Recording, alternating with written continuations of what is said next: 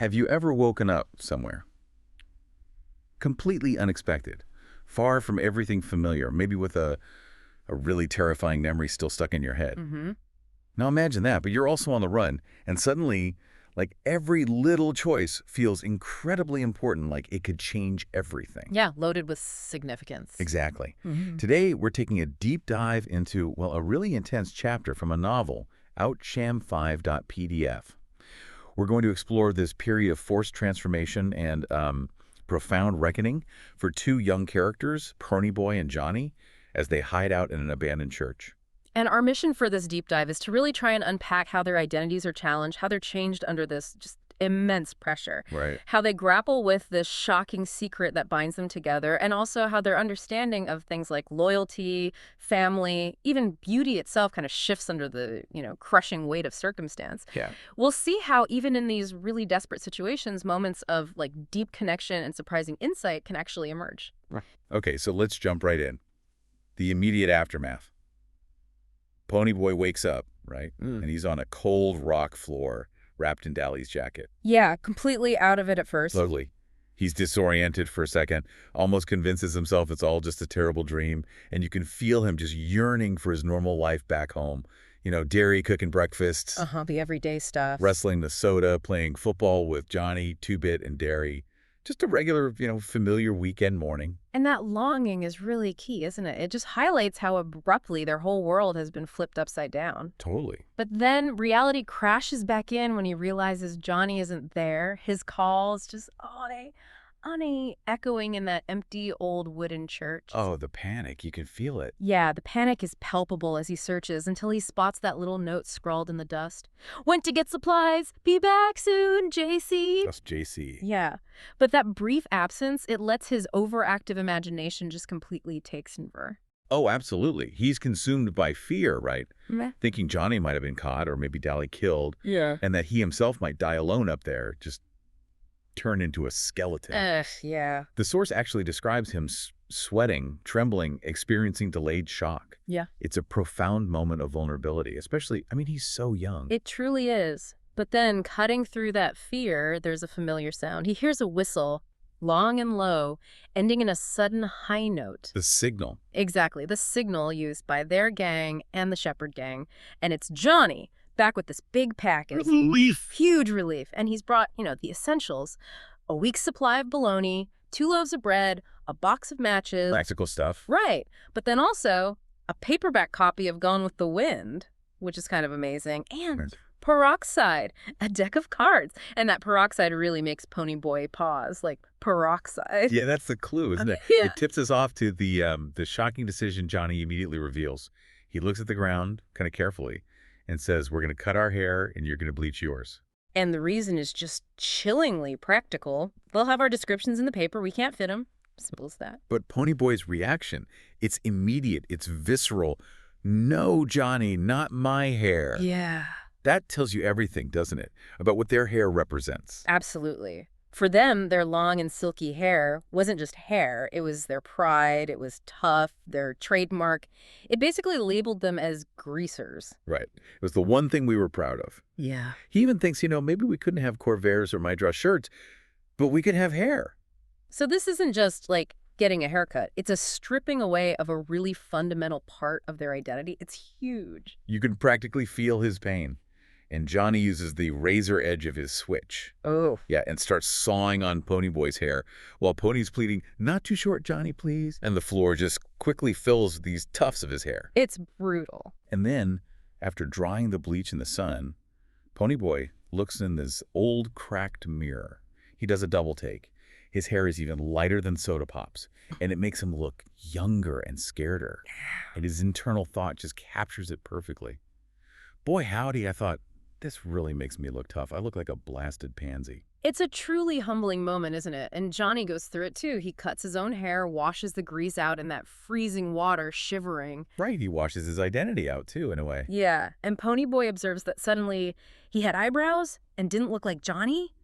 They both feel utterly disguised, like they're being in a Halloween costume we can't get out of. That's such a good line. It is. And this shared misery, this stripping away of their familiar selves, it actually leads to Boy's unexpected tears. He just feels mixed up. Yeah, the emotion just breaks through. And Johnny tries to comfort him, even though his own teeth are chattering, and they eventually reach this kind of shared resolve. We're all cried out now. We're getting used to the idea. It's a really powerful moment of, like, catharsis and acceptance, a kind of forced maturity, really. So, okay, their physical identities are literally stripped away. How do they navigate their internal worlds during this hiding period?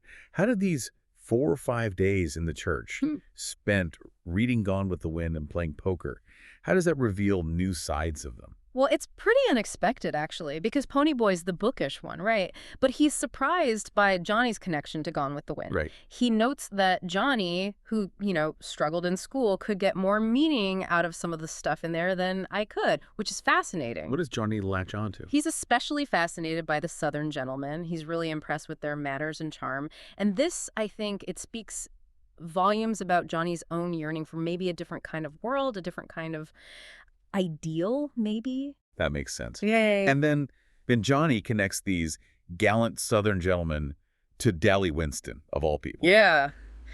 Ponyboy's totally startled, right? He's like, Dally, manners, no way. But Johnny's reasoning is actually really insightful. He remembers seeing Dally get picked up by the Fuzz for breaking school windows, which turns out was actually Two Bits doing. Oh, right. Dally knew it, but just took the sentence without batting an eye or even denying it. And Johnny says, that's gallant.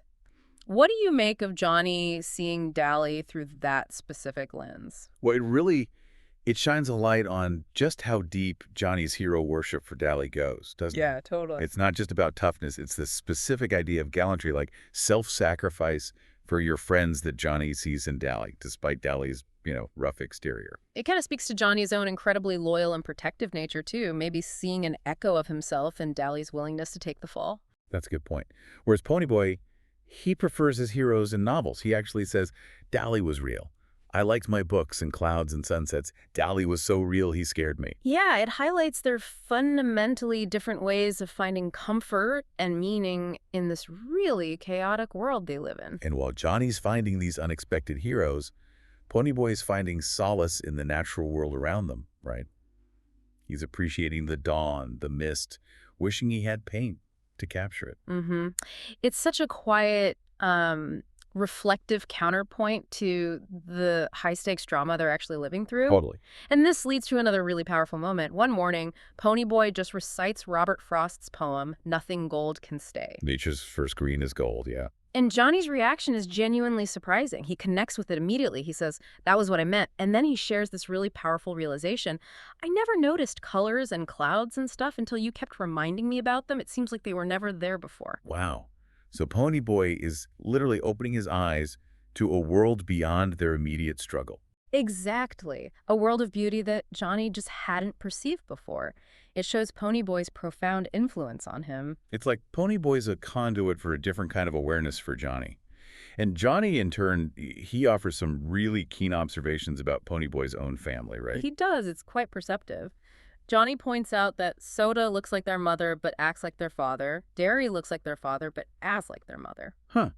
Interesting dynamic. Yeah. And Ponyboy don't act like either one. And Ponyboy himself kind of muses that only Johnny, Sodapop, and maybe Cherry Valence actually dig his appreciation for sunsets and poems. It really highlights their unique connection within the gang, doesn't it? This shared sensibility that goes beyond just being greasers. Absolutely. And amidst all these profound moments, there are also some very relatable kind of everyday struggles happening. Like what?